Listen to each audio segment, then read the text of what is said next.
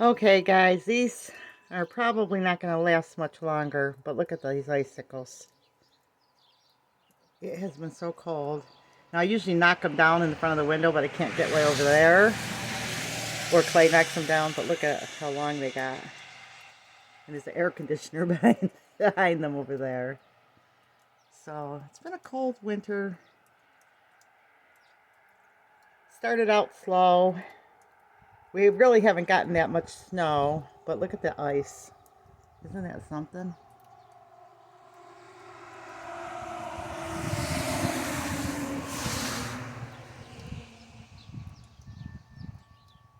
And there are actually some wind chimes.